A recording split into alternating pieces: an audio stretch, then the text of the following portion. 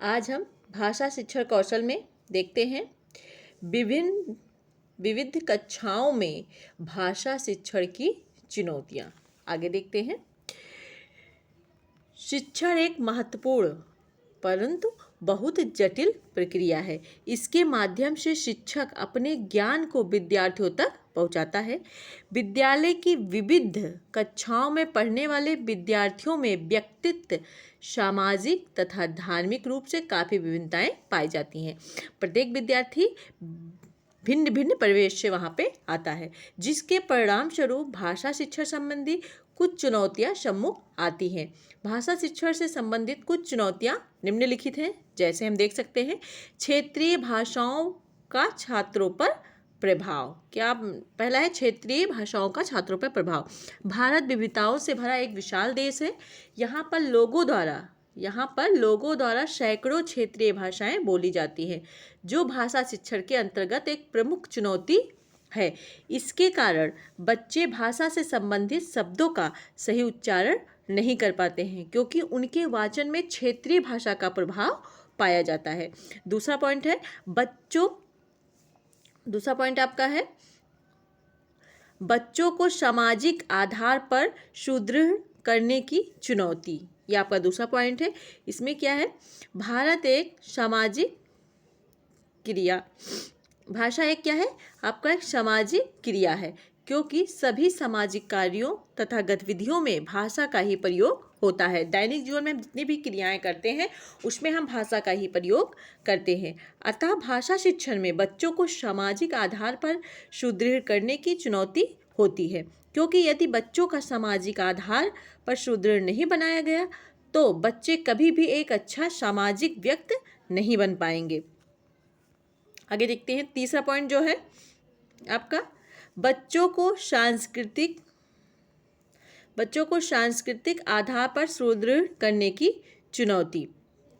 भाषा का परिष्कृत संस्कृति पर आधारित होता है। किसी भी व्यक्ति की पहचान उसकी संस्कृति पर निर्भर करती है। संस्कृति का विकास या अवनति उसकी भाषा के विकास या अवनति पर निर्भर करता है। वास्तव में भाषा संस्कृत का ही एक तत्व है। हमारी संस्कृत का क्या है, भाषा एक तत्व है।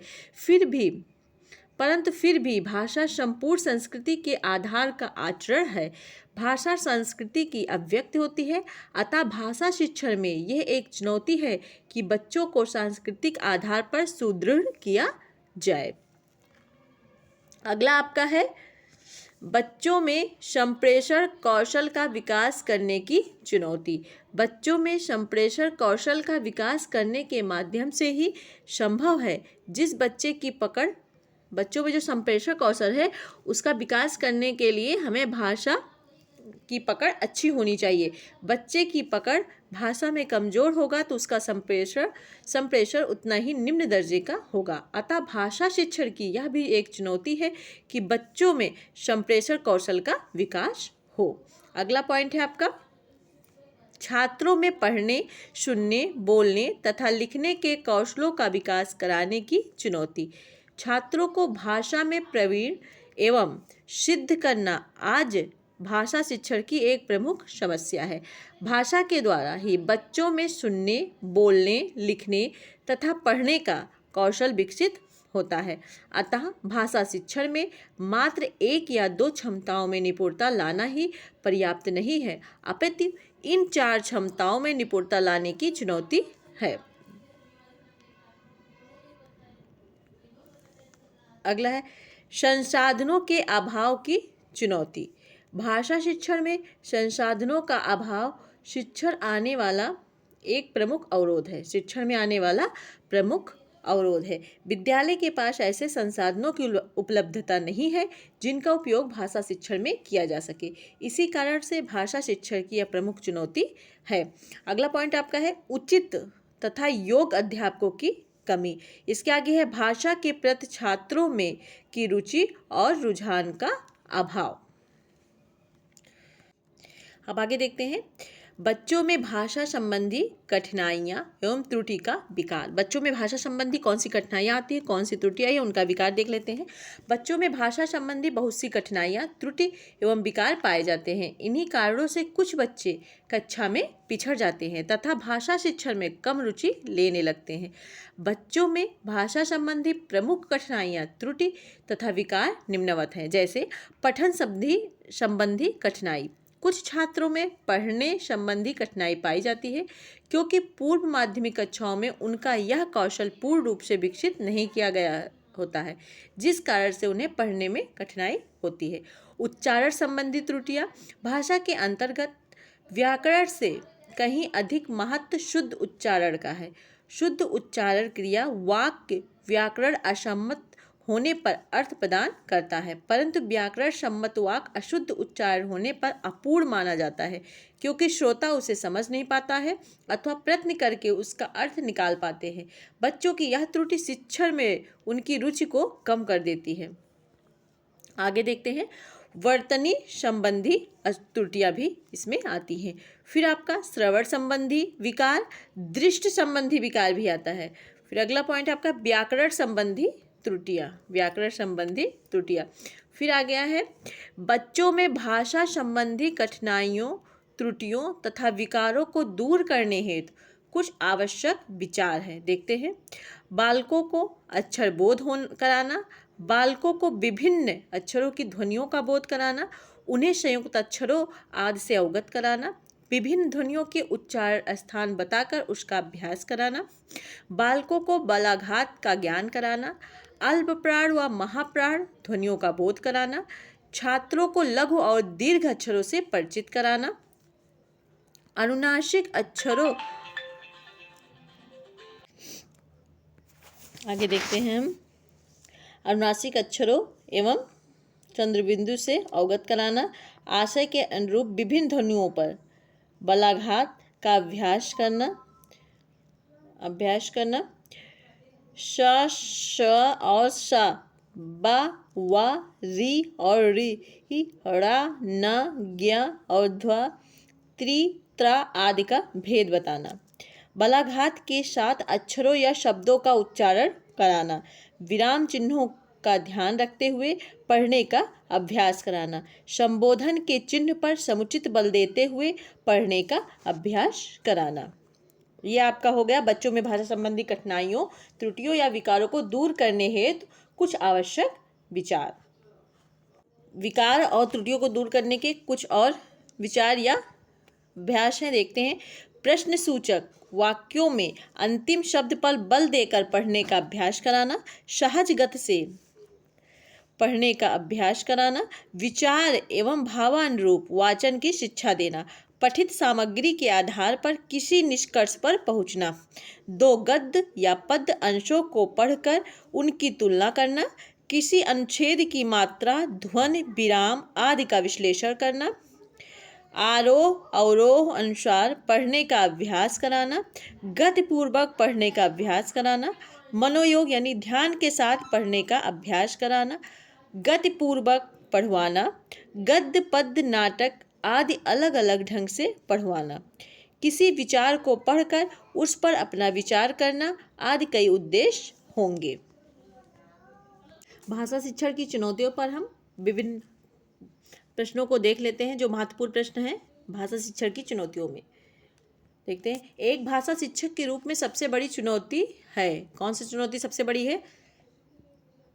पहला ऑप्शन है बहुभाषिक कक्षा के शिक्षण के लिए उचित रणनीतियां तय करना, बच्चों को भाषा सीखने के महत्व से परिचित कराना, बच्चों की भाषा को संचार साधनों के प्रभाव से मुक्त रखना, भाषा संसाधनों का अभाव। फिर अगला है प्रश्न, इसमें आपको बताना है कौन सा इसमें सही है। तो इसमें आपका सही है बहुभाषिक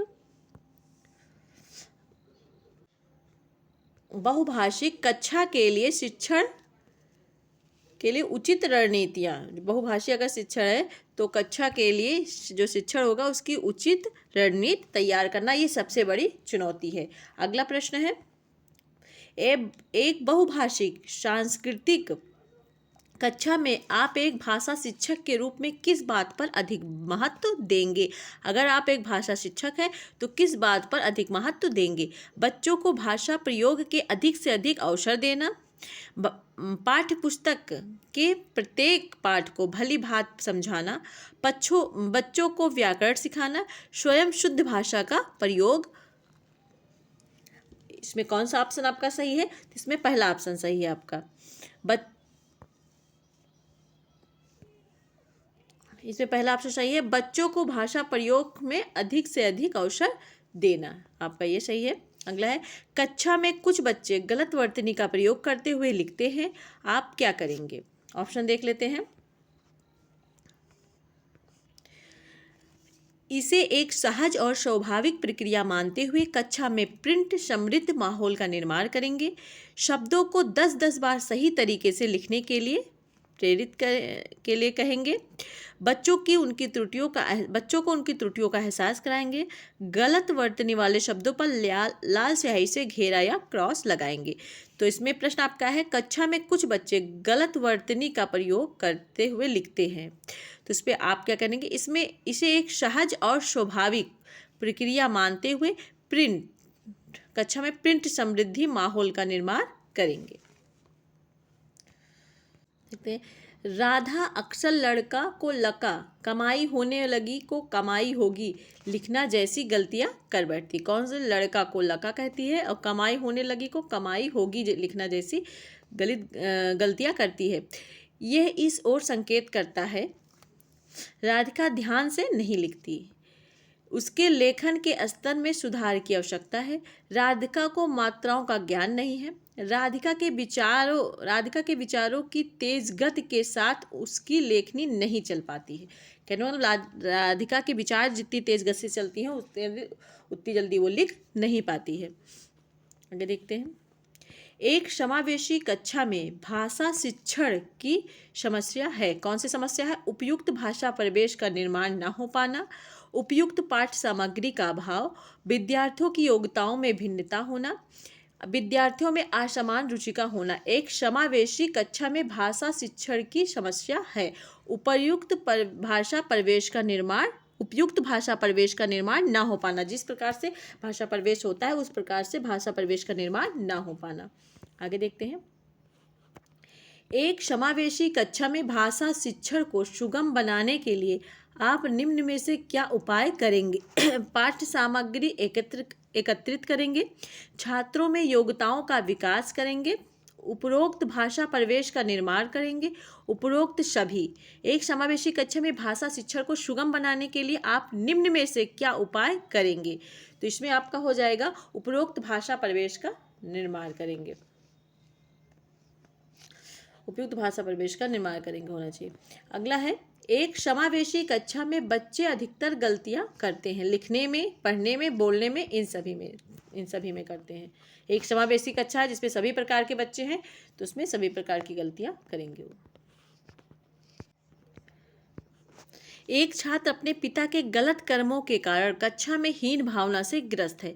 कक्षा में आप उससे उसके पिता के समाचार पूछते रहेंगे, उसे गलत कार्यों से अलग रहने की प्रेरणा देंगे, सामान्य छात्रों को उससे अलग रहने के लिए कहेंगे, उसे उसके हाल पर छोड़ देंगे। इसमें से आप क्या करेंगे? तो उसे गलत कार्यों से अलग रहने की प्रेरणा देंगे, उसे सही रास्ता दिखाएंगे।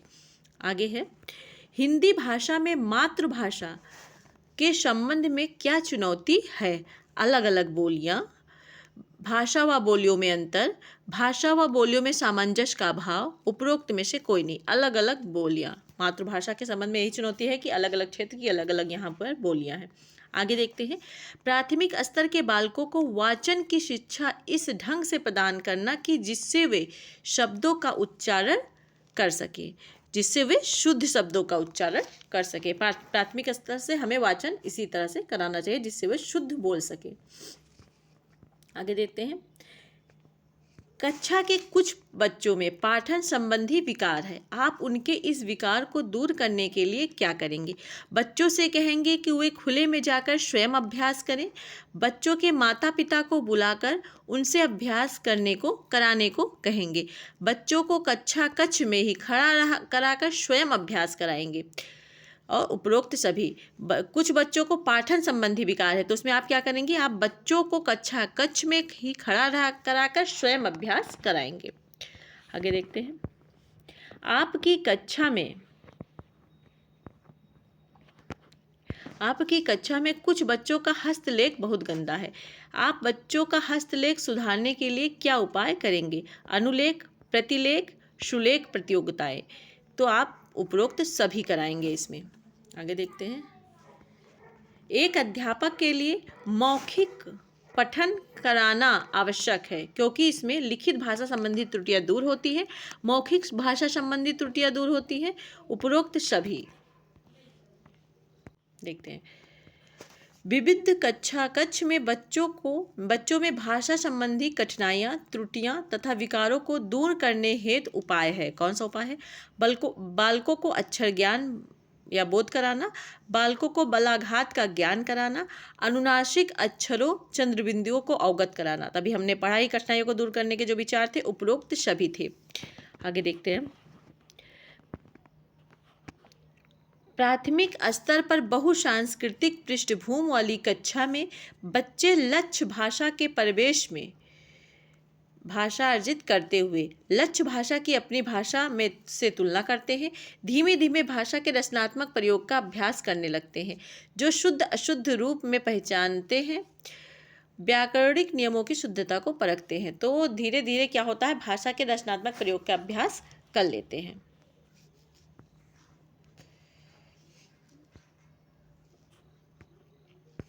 विविध कक्षा कक्ष में बच्चों में भाषा शिक्षण के अंतर्गत उच्चारण संबंधी दोष है, ध्वनित्वत, स्वराघात, इकार उकार। उपरोक्त सभी है आपका इसमें। आगे देखते हैं।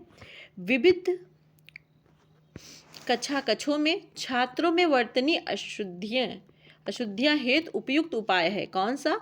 उपचारात्मक, निरोधात्मक या दोनों है आपका इसमें। धन्यवाद।